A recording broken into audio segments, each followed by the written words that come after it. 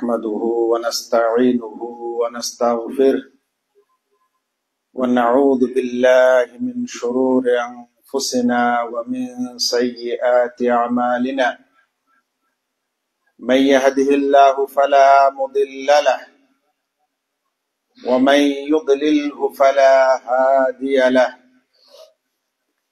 وأشهد أن لا إله إلا الله وأشهد أن محمدا عبده ورسوله أما بعد فإن خير الحديث كتاب الله وخير الهدي هدي محمد صلى الله تعالى عليه وسلم وشر الأمور محدثاتها وكل محدثة بدعة وكل بدعة ضلالة وكل ضلالة في النار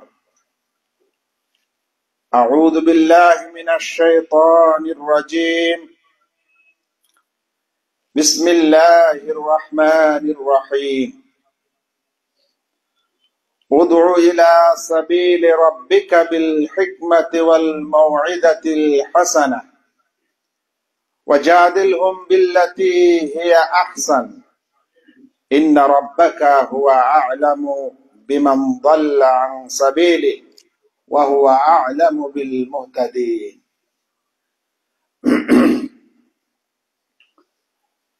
দাসপাড়া এই দাসপাড়ায় অবস্থিত দারুস সালাম জুমা মসজিদে সমবেত সম্মানিত মুসল্লিবর্গ, আল্লাহ রাব্বুল আলামিনের যাবতীয় প্রশংসা এবং প্রিয় নবী মুহাম্মদ মুস্তাফা সাল্লাল্লাহু আলাইহি ওয়াসাল্লামের প্রতি অনেক অনেক দরুদ ও সালাম বর্ষিত হোক। আল্লাহুম্মা সাল্লি আলাইহি আল্লাহুম্মা বারিক আলাইহি। আল্লাহ তাআলা আজকে আপনাদের মাঝে জুমার খুতবা দেওয়ার এবং জুমার সালাত আদায় করার তৌফিক দান করছেন, আলহামদুলিল্লাহ। তারপরে প্রিয় নবী মুহাম্মদ মুস্তাফা সাল্লাল্লাহু আলাইহি ওয়াসাল্লামের প্রতি অনেক অনেক দরুদ ও সালাম বর্ষিত হোক। আল্লাহুম্মা সাল্লি আলাইহি আল্লাহুম্মা বারিক আলাইহি। হয়তো আপনারা অবগত আছেন যে আজকে যে জুমার খুতবার বিষয় রয়েছে সেই বিষয়টি হচ্ছে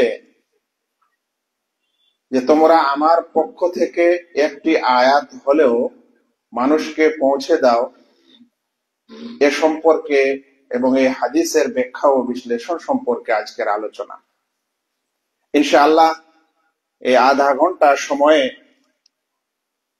যত কিছু বা যা কিছু আল্লাহ তাআলা বলার তৌফিক দান করবেন, ইনশাআল্লাহ ততটুকুই আপনাদের সামনে উপস্থাপন করার চেষ্টা করা হবে।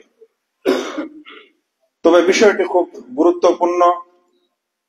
যারা শুনছেন ও শুনবেন তারা সকলেই যেন একটু মনোযোগ সহকারে শোনেন এবং বিষয়টি বোঝার চেষ্টা করেন।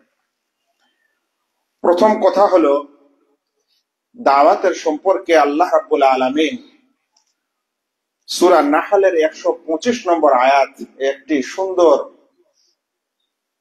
দিক নির্দেশনা আল্লাহ তাআলা আমাদের দিয়েছেন।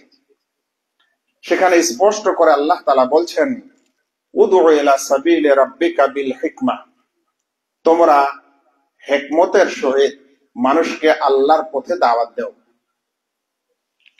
ওয়াল মাউইযাতিল হাসানা, আর সদুপদেশ দ্বারা মানুষকে আল্লাহর পথে দাওয়াত দাও, ওয়াজাদিলহুম বিল্লাতি হিয়া আহসান, আর তাদের সঙ্গে উত্তম পন্থায় বিতর্ক করো। যদি বিতর্কের প্রয়োজন হয় তাহলে উত্তম পন্থায় তর্ক করো।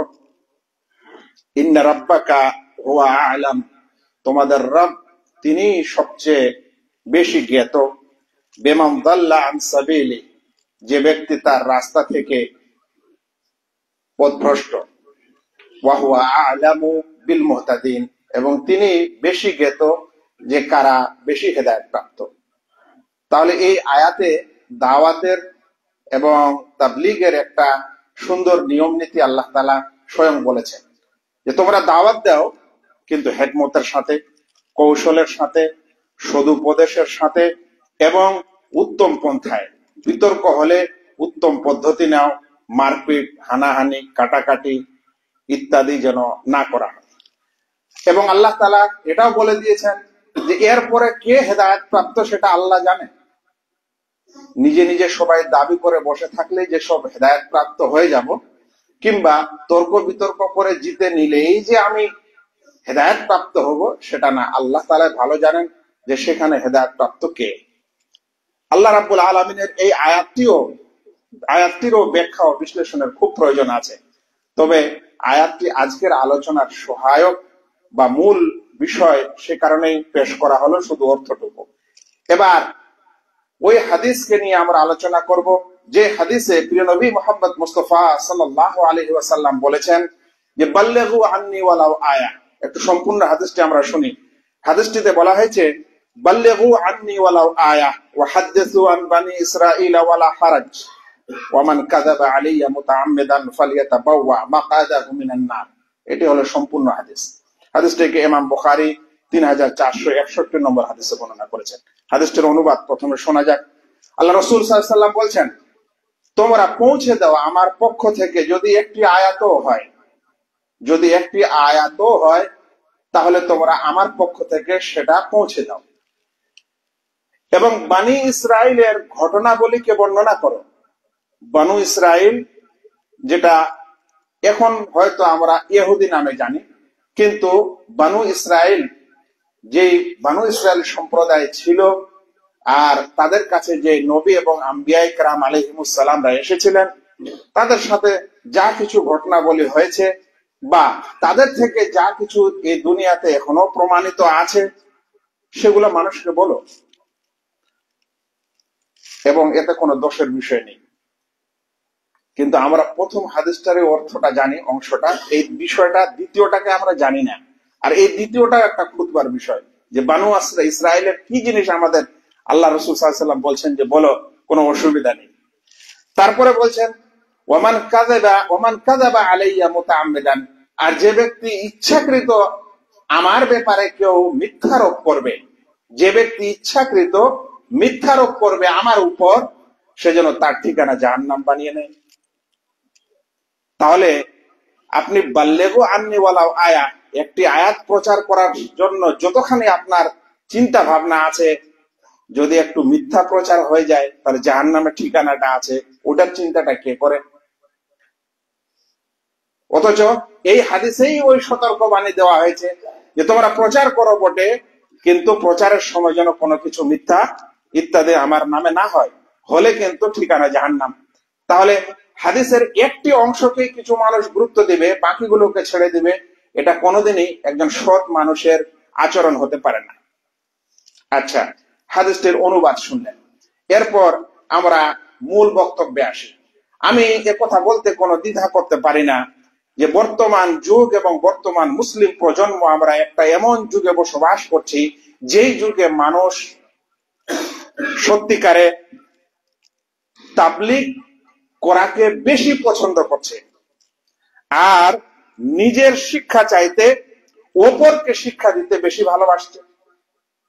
মানে নিজে শিক্ষা নিয়ে সেটা আমল করব, এটার চাইতে বেশি ফিকির যে আমি কিভাবে মানুষকে পৌঁছাতে পারি। এরকম একটা প্রতিযোগিতামূলক বিষয় আমরা আমাদের সমাজে এখন লক্ষ্য করছি। আমরা লক্ষ্য করছি যে সে নিজে ফতোয়া দিতে চাচ্ছে, যদিও সে বিষয়টি না বুঝে ভালো করে। আমরা লক্ষ্য করছি যে কিছু মানুষ সে নিজের আমলটা শুদ্ধ হচ্ছে কিনা বা স্বয়ং সে আমলটা করছে কিনা এটা নিয়ে চিন্তা কম, কিন্তু অন্যরা কেন করছে না ওটা নিয়ে তার মাথা বেশি। মানে নিজে আমি ওই হাদিসটার উপর আমল করছি কিনা, নিজে আমি শরিয়ার ওই বিধানগুলি আমল করছি কিনা, এটা নিয়ে যতখানি ওর চিন্তা নাই, তার চেয়ে বেশি চিন্তা যে এগুলো অন্যরা কেন করছে না, তাতে আমি না করি তো কি অসুবিধা। ব্যাপারটা খানিক এরকম। আর কি সমস্যা, আমরা এই যুগে কোনো একটা বিশেষ ফতোয়া যদি পাই, মানে ব্যাপারটা যদি একটু নতুন হয়, ফতোয়াটা যদি একটু কঠিন হয়, আর ফতোয়াটা যদি একটু কঠিন ভাষায় হয়, তাহলে আমরা ওটাকে বেশি পছন্দ করছি। সহজ সরল মধ্যম নীতিটাকে আমাদের পছন্দ হচ্ছে না। এবং সেই ফতোয়াটা সম্প্রচার করতে আমরা খুব মজা পাচ্ছি, কিন্তু স্বয়ং সেটা আমল করছি কিনা সেটা কিন্তু আমরা দেখি না। ভাই সকল, এটা একটা আশ্চর্যের বিষয় যে আমরা আজ এক অপরের ইলম ও ফতোয়া প্রচার করছি বটে, কিন্তু তার হাওয়ালা ও উদ্ধৃতি দিতে চাই না। বিনা উদ্ধৃতিই আমি এই ফতোয়া এবং ইত্যাদিকে প্রচার ও প্রসার করতে বেশি আগ্রহী। আল্লাহু আকবার। এটা এমনই ব্যাপার যেমন কেউ না খেয়ে একটু ঢেকুর নেয়, না খেয়ে খিদায় আছে তারপরেও কি করছে, একটু ঢেকুর ছাড়ছে। মানে মানুষকে বুঝতে দিতে চায় না যে আমি খিদায় আছি, আমাকে ক্ষুধা লেগেছে, একটু বেশি করে ঢেকুর ছাড়ছে আর মানুষকে বুঝাচ্ছে যে না আমার পেট ভর্তি আছে। এটা কিন্তু কোনো, আমি আপনাদেরকে বলছি না, কি বলে যে কোনো একটা সামাজিক কথা বা সামাজিক কোন প্রবাদ বাক্যর কথা বলছি না। এটা নবী করিম সাল্লাল্লাহু আলাইহি সাল্লামের একটা হাদিস। তিনি বলছেন যে আল মুতাশাব্বিউ বিমা লাম ইউতা কাল্লাবিস সাওবাই যুরিন, সহিহ বুখারী হাদিস নম্বর 5219। বলছেন যে না খেয়ে ঢেকুর ছাড়ে, মানে যে যা কিছুর মালিক নয় তারপরেও সেটা প্রকাশ করার চেষ্টা করে, আমি ধনী না তারপরেও আমি ধনী, আমি জ্ঞানী না তারপরেও আমি জ্ঞানী, এই জিনিসগুলো যারা জাহির করার চেষ্টা করে সে ব্যক্তি তেমনি যেমন দুইটি মিথ্যা কাপড় সে নিজের গায়ে পরিধান করে থাকে। মিথ্যা কাপড় পরিধান করা মানে মানে মানে যাকে বলা হয় যে উপর থেকে কিছু জাহির করা, প্রকাশ করা, কিন্তু আসলে সে সেটার মালিক নয়, এরকম ব্যক্তিত্ব। ভাইরা, কথাগুলোর সারাংশ দাঁড়াবে এই যে বর্তমান যুগে আমরা সকলেই নিজেকে দায়ী হিসাবে সমাজে পরিচয় দিতে ভালো মনে করছি, শ্রোতা এবং আমলকারী বা ছাত্র হিসাবে নিজেকে রাখতে পছন্দ করছি না। কথাটা সারাংশ এই যে আমরা যখনই কিছু মানুষ ইসলামের পথে আসলাম, কিছু একটু হেদায়েত পেলাম, দু চারটা জিনিস শিখলাম, দু চারটা আলেম ওলামার আলোচনা শুনলাম, দু চারটা সোশ্যাল মিডিয়ায় বিশেষ কিছু তথ্য পড়লাম, এখন আমি নিজেকে দায়ীর স্থানে রাখার চেষ্টা করছি, আমি কিন্তু শ্রোতা এবং ছাত্রের স্থানে রাখার নিজেকে চেষ্টা করছি না। এই আগ্রহটা বলতে পারেন যদিও মানুষকে ভালো লাগে, কিন্তু এটা কিন্তু বর্তমান সমাজের একটা বিরাট ক্ষতির দিক হয়ে দাঁড়িয়েছে। যে কারণেই এই হাদিস দিয়ে এখন মানুষ আমাদেরকে দলিল দিচ্ছে যে আপনি আলেম হয়েছেন তো কি হয়েছে, আপনি প্রচার করতে পারেন, ঠিক আছে, তো আল্লাহ রাসূল তো বলেছেন বাল্লিগু আন্নী ওয়ালাউ আয়া, তোমরা প্রচার করো, একটি আয়াত হলো, তাহলে আমিও তো প্রচার করতে পারি, তো অসুবিধাটা আপনার কোথায়? লেগে গেল আলেম সমাজের সাথে তর্ক যে আপনারা আলেম হয়েছেন তো কি হয়েছে, আপনারাই খালি দাওয়াত তাবলীগ করতে পারবেন, আমরা পারবো না, এই তো দলিল, তোমরা পৌঁছে দাও যদি একটি আয়াতও হয়। ঠিক ভাই, আমি কি কোনো আপনাদেরকে মিথ্যা তথ্য দিচ্ছি? এবার শুনেন, ঠিক আছে, যেমন আপনি এই হাদিসটি খুব সোজা করে বুঝলেন যে একটি আয়াত হলেও প্রচার করতে বলেছেন আমাদের রাসূল সাল্লাল্লাহু আলাইহি সাল্লাম, তাহলে আমাদেরকে প্রচার করতে হবে, একটি হাদিস হলো, একটি আয়াত হলো, ইত্যাদি হলো, যেমন আপনি এটা সোজা করে বুঝেছেন, তো আমিও একটু সোজা করে মাত্র দুইটি প্রশ্ন এখানে রাখতে চাই, শুধু এই হাদিসের শব্দটিকে কেন্দ্র করে, তারপরে বাকি কথা। এক নম্বর, রাসূল সাল্লাল্লাহু আলাইহি সাল্লাম বলছেন বাল্লিগু আন্নী, তোমরা পৌঁছে দাও আমার পক্ষ থেকে, ওয়ালাউ আয়া, যদি একটি আয়াতও হয়।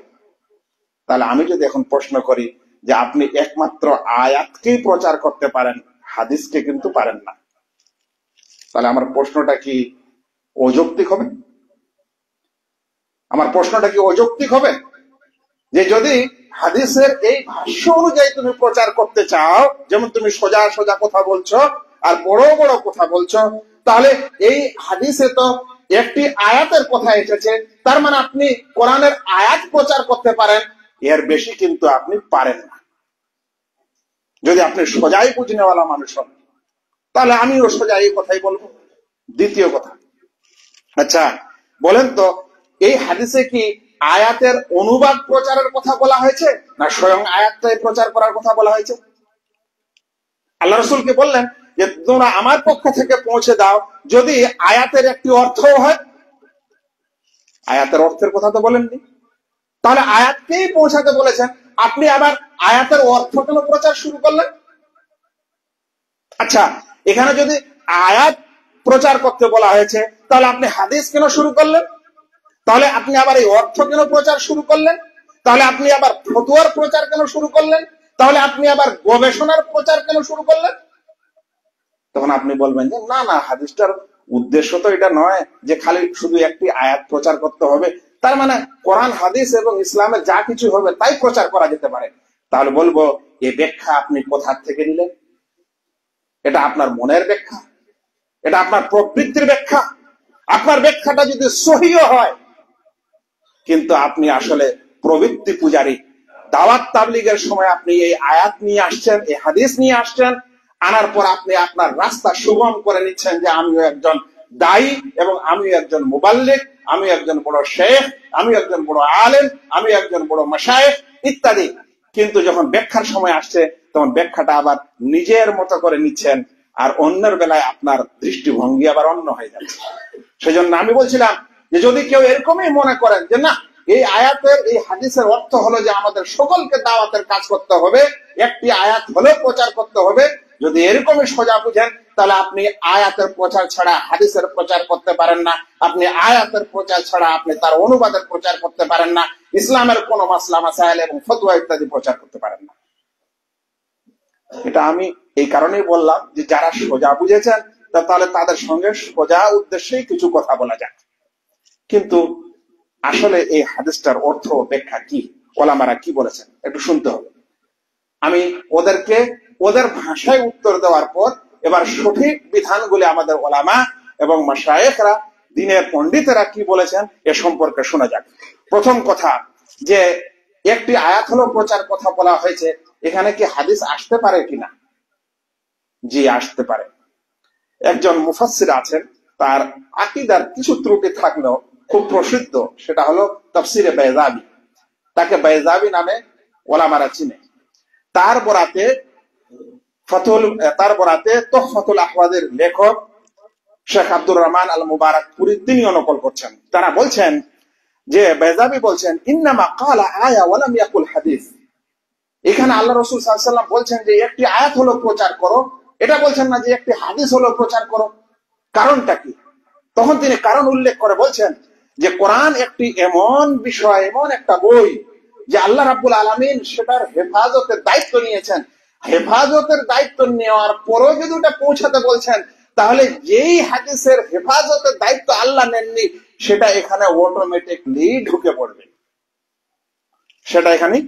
সেটা এখানে অটোমেটিকলি থাকবে। মানে কোরআনও প্রচার করতে পারেন, আর কোরআন প্রচার করতে পারলে হাদিস তো আরো বেশি করে প্রচার করতে পারেন। তাহলে এখানে কোরআন এবং হাদিস দুটিরই কথা আছে, শুধুমাত্র কোরআনের প্রচারের কথা নেই।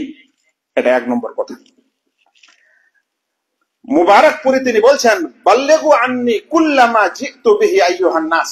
হে লোকেরা, এর অর্থ হলো হে লোকেরা, আমি যা কিছু নিয়ে এসেছি, মানে আমার থেকে যা সব প্রমাণিত, সেগুলো তোমরা প্রচার করো। ওয়ালাউ বাল্লাগা আহাদুকুম আয়া, যদি কেউ একটি আয়াতও পৌঁছায়, একটি আয়াতও প্রচার করে, কিংবা একটি হাদিসও প্রচার করে, কিংবা এরকম আরো অন্য বিষয় প্রচার করে, এটাই হচ্ছে এই হাদিসের আসল অর্থ। কিন্তু বিষয়টা কেমন? বিষয়টা হলো রাসূল সাল্লাল্লাহু আলাইহি ওয়াসাল্লাম এক জায়গায় বলছেন যে ইত্তাকুন নার ওয়ালাউ বিশাক্কি তামারা, যে তোমরা জাহান্নাম থেকে বাঁচো যদি অর্ধেক খেজুর সাদকা করেও হয়। কিন্তু উদ্দেশ্যটা কি অর্ধেক খেজুর সাদকা করা, না অল্প কিছু সাদকা করা? এটা একটা বলার একটা নিয়ম, আরবরা এইভাবে বলতেন। তো বলছেন যে আল্লাহ রাসূল সাল্লাল্লাহু আলাইহি ওয়াসাল্লাম বলছেন যে তোমরা জাহান্নাম থেকে বাঁচো যদি অর্ধেক খেজুর দ্বারাও হয়, অর্ধেক খেজুর দান করে হয়। অর্ধেক খেজুর তো দান করার বিষয় হয় না, কিন্তু এটা তো বোঝানো হচ্ছে যে অল্প কিছু খরচ করার মাধ্যমে যদি তোমরা জাহান্নাম থেকে বাঁচতে পারো, তাহলে অল্প কিছু দান করো। এখানে ব্যাপারটা এরকম যে তোমরা ইসলামের বিধিবিধান এবং আদেশ নিষেধের অল্প কিছু হলেও তোমরা প্রচার করো, এ কথা বলছেন। তার মানে প্রচার ও প্রসারের সময় আপনি কোরআন, হাদিস এবং দ্বীনের ইত্যাদি সবকিছুই প্রচার করতে পারেন। এটা হলো প্রথম কথা। আচ্ছা, এবার দ্বিতীয় কথা, যে এই বাল্লিগু আন্নি ওয়ালাউ আয়া, যেটা আমাদেরকে পৌঁছাতে বলা হচ্ছে, এর ব্যাখ্যা বিশ্লেষণটা আমাদের ওলামায়ে কেরামরা কি দিয়েছেন। বর্তমান যুগের বিশ্বের সবচেয়ে বড় ইসলামিক স্কলার এবং পণ্ডিতের নাম জানেন, এবং যার আকীদা মানহাজ শুদ্ধ এরকম ব্যক্তিত্ব, তিনি হলেন বর্তমান সৌদি আরবের বিশেষ শেখ আল আল্লামা সালেহ আল ফাওজান হাফিজাহুল্লাহ তাআলা। তাকে জিজ্ঞাসা করা হলো যে এই হাদিসটির অর্থ কি শেখ? যে বাল্লিগু আন্নী ওয়ালাউ আয়া, একটি আয়াত হলো আমার পক্ষ থেকে, সেটা প্রচার করো, এই এই এই হাদিসটির অর্থ কি শেখ? কারণ মানুষের কাছে ইলম জ্ঞান বেশি হয় না, তারপরে দাওয়াত তাবলীগ মানুষ করতে চায়, এই আয়াত এই হাদিসটিকে কেন্দ্র করে এর অর্থ একটু বলবেন।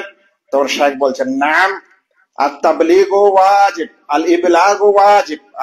আমি তার ইউটিউবের আলোচনাটার শব্দগুলি তুলে ধরেছি, অল্প একটু কথা ছেড়েছি, এই কারণে যতখানি লম্বা নেওয়া যায়নি, কিন্তু যেটা নিয়েছি ওটা ওনার ভাষ্য। তিনি বলছেন আল ইবলাগু ওয়াজিব, হ্যাঁ পৌঁছে দেওয়াটা তো ওয়াজিব, কিন্তু লাকিন্নাত তাবলীগ আলা নাওয়াইন, এই হাদিসের মাধ্যমে যেটা তাবলীগ পাওয়া যায় সেটা দুই ধরনের। একটা হলো তাবলীগুন নাস ওয়াল মানা, মূল শব্দ এবং অর্থের তাবলীগ, আর একটা হচ্ছে তাবলীগুন নাস ফাকাত, শুধুমাত্র মূল শব্দের তাবলীগ। তাবলীগ মানে পৌঁছে দেওয়া ভাই। তো শেখ বলছেন তাবলীগ দুই ধরনের, একটা হলো মূল কথা মানে কোরআনের যেটা মূল শব্দ, যেমন আলহামদুলিল্লাহ রাব্বিল আলামিন, বলছেন এটা হলো মূল শব্দ পৌঁছে দেওয়া, এটাকে টেক্সট বলতে পারেন আপনি ইংলিশে। তো বলছেন মূল টেক্সট বা মূল শব্দ পৌঁছে দেওয়া অর্থ সহ, কিংবা শুধুমাত্র মূল শব্দ পৌঁছে দেওয়া অর্থ ছাড়া, এই দুই ধরনের তাবলীগ হয়। বলছেন আল্লাযী ইয়ারিফুন নাস ওয়াল মানা ইউবাল্লিগুন নাস ওয়াল মানা, যে ব্যক্তি মূল শব্দটা জানে এবং অর্থটা জানে, তাহলে সে মূল শব্দটাও পৌঁছাবে, অর্থটাও পৌঁছাবে। তারপরে বলছেন আর যে ব্যক্তি শুধুমাত্র, আর যে ব্যক্তি লা ইয়ারিফুন নাস ওয়াল মানা, আর যে ব্যক্তি শুধুমাত্র শব্দটা জানে, সে শুধু শব্দটা পৌঁছাবে। দেখছেন কত ইনসাফকারী কথা। বলছেন যে যে ব্যক্তি শব্দটাও জানে ওর মানেটাও জানে, তাহলে সে শব্দ মানে দুটাই পৌঁছাবে। আর কোন ব্যক্তি যদি মাত্র শব্দটা জানে, মানে আলহামদুলিল্লাহ রাব্বিল আলামিন সূরাটা জানে ধরেন, কিন্তু এর অর্থ জানে না, তাহলে এই সূরাটা পৌঁছাবে। আর তারপরে অন্য একটা আরো এতে প্রশ্নের উত্তরে তিনি বলছেন যে ওয়াল্লাযী লা ইয়ারিফুল মানা, যে ব্যক্তি অর্থ জানে না, তখন সে কি করবে? বলছে তাহলে যেভাবে মানুষ কোরআন মুখস্থ করায়, হাদিস মুখস্থ করায়, দোয়া মুখস্থ করায়, এরকম করাবে। খুব গুরুত্বপূর্ণ কথা ভাইরা যারা আপনারা শুনছেন। আজ সমাজের যুবক শ্রেণীর কিছু মানুষ বা আমরা যখন দাওয়াত ও তাবলীগের কাজ কোন সোশ্যাল মিডিয়ায় শুনছি ও দেখছি ও পড়ছি, প্রচার করতে শুরু করছি, অন্যদিকে আমরা নিজে কোরআনের 10টা সূরা জানি না, এখনো আমরা শিখি না। আমাদের পরিবারের বাবা মা ভাই বোন ছেলে পেলে সন্তান এখনো 20টা সূরা জানে না, এ গোটা দুনিয়ার তাবলীগে নেমে পড়েছে, ফতোয়া ও ফারাইজে নেমে গেছে। অথচ এই হাদিসে বলা হচ্ছে যে তোমরা যদি, আর শেখ সালেহ ফজলানের ভাষ্য অনুযায়ী, যে তোমরা যদি মূল শব্দটাই জানো, অর্থ না জানো, তাহলে মূল শব্দটার প্রচার প্রসার করো। আপনি সূরাগুলো শিক্ষা দেন। আজ প্রত্যেকটা বাড়িতে সূরা শিখনেওয়ালা মানুষ আছেন। আপনি নামাজের দোয়াগুলোর শিক্ষা দেন, আপনি জিকির আজকারগুলোর শিক্ষা দেন, তাহলে কোনো অসুবিধা নেই। কিন্তু না, আমাদের যে বড় শেখ হতে হবে, এই কায়দা বগদাদের শিক্ষা দিয়ে কি আমাকে কেউ বড় আলেম বলবে? আমি যদি সূরা ফাতিহা শিক্ষা দিত, আমাকে কি বড় আলেম বলবে? ওই জন্য সূরা ফাতিহা কেউ আর শিক্ষা দেয় না, দিতে যাচ্ছে কি সূরা ফাতিহা ব্যাখ্যা ও বিশ্লেষণ। শেখ বলছেন যে মানুষ অর্থ জানে না, সেই মানুষ অর্থের প্রচার প্রসার করবে না। তারপরে শুনেন তিনি এক জায়গায় আরো বলছেন তাবলীগুল মানা মানে অর্থের প্রচার, হাদা লা ইয়াকুমু বিহি ইল্লাল উলামা, উলামারা ছাড়া এটা অন্য কেউ করবে না। ফালা ইউফাসসিরুল কুরআন বিল হাদিস আও ইফতিল হালাল ওয়াল হারাম, হাদা মিন শানিল উলামা, কেউ কোরআনের তাফসীর করবে না, হাদিসের ব্যাখ্যা করবে না, হালাল কিংবা হারাম এ কথা বলবে না, এটা উলামাদের কাজ। সোজা করেন খুব দাওয়াত ও তাবলীগ, আর হালাল হারামের ফতোয়া দিতে থাকেন, লেগে যান স্টেজে ঝগড়া, বিড়ি তামাকু খেয়ে নামাজ পড়তে এসে 40 দিনে নামাজ হবে না, খুব তর্ক করেন, কোথায় আছে দলিল জানেন না। এখানে আমি একটি কথা আরো বলতে চাই, যেই মানুষ তাহলে শব্দটাও জানে না, মানে আরবি শব্দটাও জানে না আর অর্থটাও জানে না, ওই ব্যক্তিকে আপনারা কিভাবে জালসার বক্তা করেন, ওর কাছে কিভাবে আপনি দিনের শিক্ষা নেন, ও কিভাবে ফতোয়া দিতে পারে এবং সমাজে কিভাবে সে হালাল হারামের কথা বলতে পারে? সে তো শব্দটাও জানে না, মানেটাও জানে না। এর মতো শেখ বলছেন শব্দটা জানলে কম করে শব্দটার প্রচার করবে, আর শব্দ মানে দুটো জানলে দুটাই করবে। আমরা বাংলা শিক্ষিত মানুষ, ইংলিশ শিক্ষিত মানুষ, আমরা শব্দটা জানি না, আমরা অর্থটা জানি না, আমরা আবার হালাল হারাম শুরু করে দিয়েছি। এখানে শেখ সালেহ ফৌজানের উক্তিটি শুনলাম। এবার শুনেন, যুগশ্রেষ্ঠ মুহাদ্দিস শেখ নাসিরউদ্দিন আলবানী রাহিমাহুল্লাহ তার তথ্যগুলি আরো আপনাকে তুলে দিতে পারে, আরো আপনার জ্ঞানকে বৃদ্ধি করতে পারে। শুনেন তিনি কি বলছেন। তাকেও এটা জিজ্ঞাসা করা হলো, শেখ এই হাদিসের অর্থ কি, একটি আয়াত হলো পৌঁছে দাও। তখন শেখ বলছেন, মান হাফেজা আয়াতান কামা উনজিলাত, যে ব্যক্তি কোন কোরআনের আয়াত মুখস্থ করলো ওই রকমই যেরকম অবতীর্ণ হয়েছে। আল্লাহু আকবার, এই শব্দটা কত কঠিন। যেরকম অবতীর্ণ হয়েছে মানে আপনি ভুল শিক্ষা নিবেন না, সঠিক কোরআনের আয়াতের শিক্ষা নিবেন, সঠিক উচ্চারণ সহকারে নিবেন।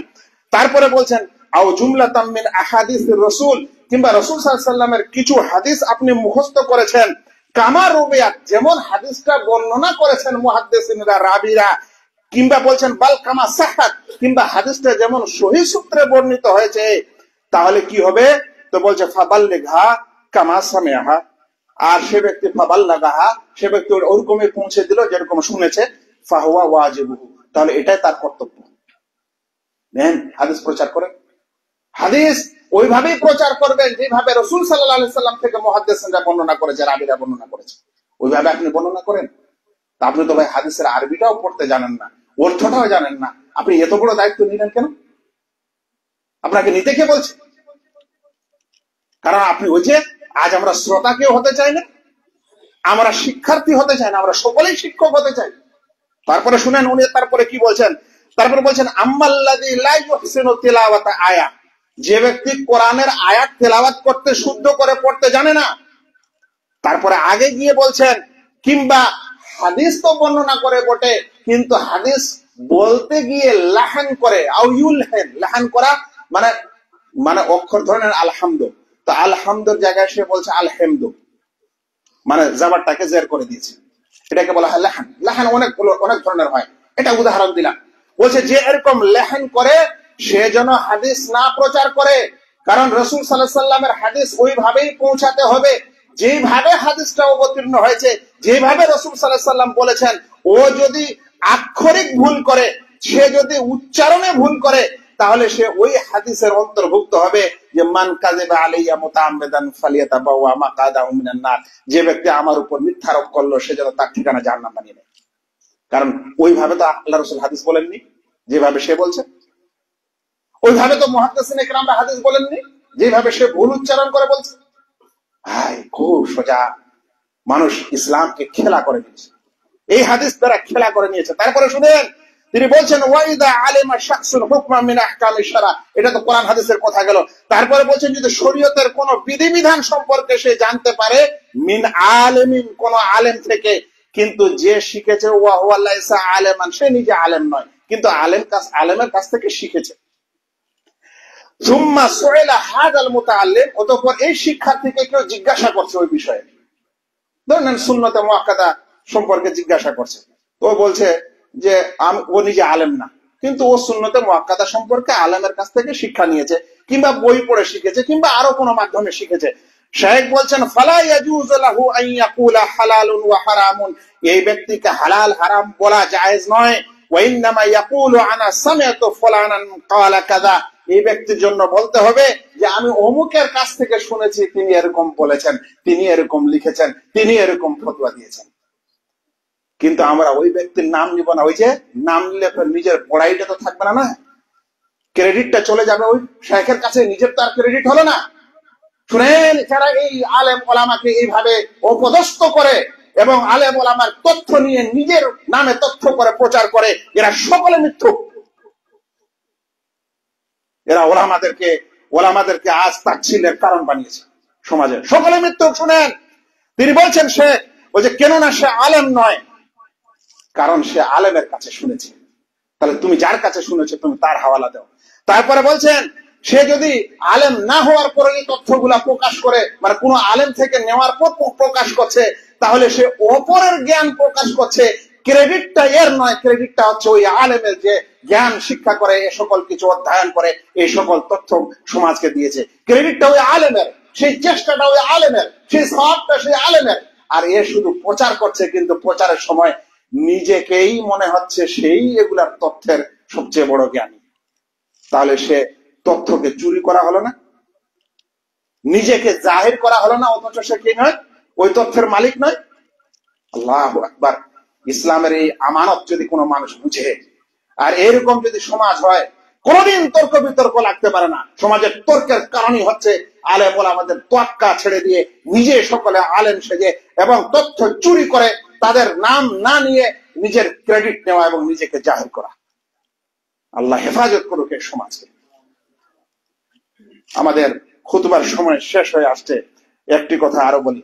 তাহলে এখন আপনি বলতে পারেন যে শেখ বা আলেম বা অমুক বা তমুক কোরআন ও হাদিসের বেলা তো বুঝলাম, তাহলে এমনি ফতোয়া ফারায়েজ, এমনি শরিয়ার মাসলা মাসলা কিংবা ধরে নেন কোন অনুবাদ যদি প্রচার করতে চাই তাহলে কি করব? শুনেন, শেখদের ভাষ্য থেকে স্পষ্ট, যদি আপনি কোন কোরআনের আয়াতের অনুবাদ বা হাদিসের অনুবাদ কিংবা তথ্য প্রচার করতে চান, তাহলে যিনি অনুবাদক তার নাম নেন, বলেন এই কোরআনের এই আয়াতটির অনুবাদ আমি অমুক কোরআন থেকে পেয়েছি। ভাই, আপনি তো কোরআনের আয়াতটাও পড়তে পারেন না, অনুবাদ তো জানেন না, তো আপনাকে বলতে দ্বিধাটা কোথায় যে আমি অমুকের কাছ থেকে নিলাম, অমুক বই থেকে নিলাম?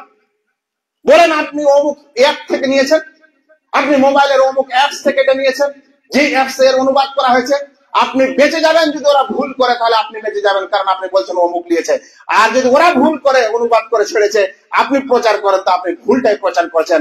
মান কাযিবা আলাইয়া মুতাআম্মিদান ফালিয়াতাবাওয়া মাকআদাহু মিনান নার। যে ব্যক্তি ইচ্ছাকৃত কোন আমার ব্যাপারে মিথ্যারোপ করবে, সেজন্য নিজের ঠিকানা জাহান্নাম বানিয়ে নেয়। সোজা করে দিয়েছি ইসলামকে।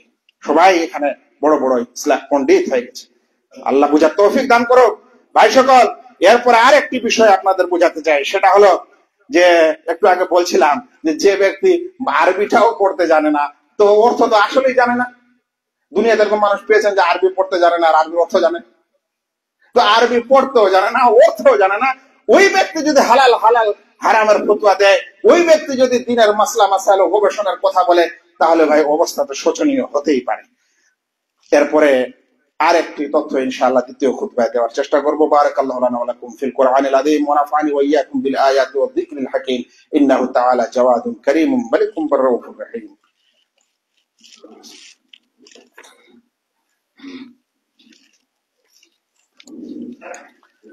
আলহামদুলিল্লাহ, আলহামদুলিল্লাহ কাফা ওয়াস সালাতু ওয়াস সালামু আলা মান লা নাবিয়্যা বা'দা।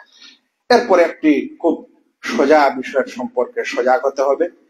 আচ্ছা, আসলে দ্বীন ইসলামের বিধিবিধান, কোরআন হাদিস মাসলা মাসাইল, এ সকল প্রচার প্রসার করার, দাওয়াত ও তাবলীগ করার বিধানটা কি? মানে বিধানটা মানে এটা কি ফরজ না ওয়াজিব না সুন্নত না মুস্তাহাব? ওলামারা প্রায় ঐকমত যে দ্বীন ইসলামের বিধিবিধান, সেটা যা কিছু হোক না কেন, যেটাকে তালিম শরঈ বলা হয়, সেগুলার প্রচার প্রসারের বিধান হচ্ছে এগুলা ফরজে কিফায়া। ফরজে কিফায়ার অর্থ হলো কিছু সংখ্যক মানুষ যদি সমাজে এগুলার প্রচার প্রসারকারী থাকে, দাওয়াত তাবলীগকারী থাকে, তাহলে বাকি লোকদের উপর আর কোনো গুনাহ নেই, পাপ নেই। কিন্তু সবাই যদি ছেড়ে দেয় এর প্রচার প্রসার, দিনের শিক্ষা দীক্ষা দেওয়া, তাহলে কিন্তু তখন সবাই গুনাহগার হবে। আজ আমাদের সমাজে আলহামদুলিল্লাহ কিছু সমাজে আছে ঘাটতি অবশ্যই। আমাদের মসজিদ আছে, আমাদের ইমাম আছে, আমাদের মাদ্রাসা আছে, আমাদের সোশ্যাল মিডিয়া আছে, আমাদের কাছে টেলিফোন আছে, আমাদের কাছে 10, 20, 50, 100 কিলোমিটার মধ্যে আলেম আছে, ওলামা আছে। আলহামদুলিল্লাহ, শিক্ষা দীক্ষার জন্য ওদের কাছে যেতে হবে, ওদেরকে আসতে হবে। কেন আজকে আমি আপনাদের কাছে এসেছি? আমি কি কোনো টাকা পয়সার জন্য আপনাদের কাছে এসেছি? আপনারা শিখতে চেয়েছেন, ডেকেছেন, সেই জন্য আমি অত দূর থেকে আমার একদিন সপ্তাহের ছুটিটাও আমি না করে আপনাদের কাছে হাজির হচ্ছি। একেই বলা হয় দায়িত্ব। এরকম আলেম ওলামারাও দায়িত্ব নিবে, এবং যারা শুনবে, যারা শিখবে, তাদেরকেও এরকম দায়িত্ব নিতে হবে, তাহলে সমাজ ঠিক থাকবে। কেন এটা ফরজে কিফায়া? আল্লাহ বলছেন, ওয়ালতাকুম মিনকুম উম্মাতুন ইয়াদউনা ইলাল খায়রি ওয়া ইয়া'মুরুনা বিল মা'রুফ ওয়া ইয়ানহাউনা আনিল মুনকার। তোমাদের মধ্যে কিছু মানুষ হওয়া চাই। কি বলছেন আল্লাহ তাআলা? কিছু সংখ্যক লোক হওয়া চাই। যদি সবার উপর জরুরি হতো তো আল্লাহ বলতেন তোমাদের সকলের উপর জরুরি, এই কথা বলতেন। কিন্তু আল্লাহ কি বলছেন? তোমাদের মধ্যে এক দল, এক সম্প্রদায় মানুষ হওয়া চাই, যারা মানুষকে কল্যাণের দিকে আহ্বান করবে, ওয়ায়ামুরুনা বিল মারুফ, সৎ কাজের আদেশ করবে এবং অসৎ কাজ থেকে নিষেধ করবে, তারাই হচ্ছে সফল কাম। আল্লাহ বলছেন কিছু সংখ্যক মানুষ, এটা বলছেন না যে সকলকে তোমাদের এই কাজ করতে হবে। তো সকলের এটা দায়িত্ব নয় ভাই। কিন্তু আপনি যদি নিজের কাঁধেই সকল দায়িত্ব নেন তাহলে কিছু করার নেই। আর একটি সময় আছে যেখানে এই দাওয়াত তাবলীগ ফরজ হয়ে যায় আপনার উপর, সকলের উপর। যখন দেখবেন যে ওই বিষয়ে আর আশেপাশে কেউ বলারই নেই, ওটা শিক্ষা দেওয়ার আর কোনো লোকই নেই আপনি ছাড়া, একমাত্র আপনিই জানেন, একমাত্র আপনি কতটুকু বুঝেন ওখানে, তাহলে তখন আপনি ওখানে শিক্ষা দিবেন, আপনার জন্য এটা জায়েজ। তবে ওই সময় মনে রাখবেন আপনি ভুল শিক্ষা দিতে পারেন না, আপনি মিথ্যা শিক্ষা দিতে পারেন না, আপনি অতখানি দিতে পারেন যতখানি আপনি সহি সূত্রে সঠিক নিয়মে ওটা শিখেছেন এবং আপনি মানুষকে শেখাচ্ছেন। ওটা একটি সূরা হতে পারে। আল্লাহর কসম করে বলছি ভাই, সমাজ আজ নষ্ট হয়েছে বেশি বেশি ইলম আর গভীর ইলম আর ইত্যাদি চর্চার কারণে। আজ আমাদের সমাজের সবচেয়ে বেসিক ইলমের দরকার। একজন মুমিন মানুষের উপর যে ইলম অর্জন করা ফরজ, তার মানে হলো ওই ইলমটা অর্জন করা ফরজ যেই ইলমের দ্বারা সে তার রবকে চিনবে এবং তার রবের ইবাদত করতে পারবে। ওই ইবাদত করার জন্য আপনার যতটুকু কোরআনের দরকার ওটা আপনাকে মুখস্থ করতে হবে, যতগুলো দোয়ার দরকার ওটা মুখস্থ করতে হবে, সকাল সন্ধ্যা জিকির আজকার যতগুলো দরকার সেটা আপনার মুখস্থ করতে হবে এবং ধীরে ধীরে বিধিবিধানগুলো শিখতে হবে। আজ গভীর জ্ঞানের চর্চা এবং গভীর জ্ঞানের প্রচার প্রসার আমরা 20-30 বছরের পর হেদায়েত পাওয়ার পর শুরু করছি, আর বেসিক ও মৌলিক জ্ঞান আমরা ভুলে যাচ্ছি। সমাজ থেকে মক্তব উঠে যাচ্ছে, মসজিদের আলেমেরা ইমামেরা এখন বাচ্চাদেরকে আর পড়াচ্ছে না, এখন হয়ে গেছে আমরা সকলেই পণ্ডিত, আর আসল মূল জিনিস আমাদের চলে যাচ্ছে। সেখানেই দরকার আছে ওই মূল জিনিস শেখার। ওই জন্য সারাংশ স্বরূপ বলতে পারে শেখ সালেহ আল ফওজান হাফেজাহুল্লাহ যে বলছেন যে তাবলীগ হচ্ছে, এই আয়াতের তাবলীগ দুই ধরনের, হয় মূল আয়াতটারই তাবলীগ করেন তাহলে আমরা এই বেসিক শিক্ষা দিতে পারি, আর মূল আয়াত ও ব্যাখ্যার তাবলীগ করেন তাহলে সেটা আলেম ওলামার করবে ইনশাআল্লাহ।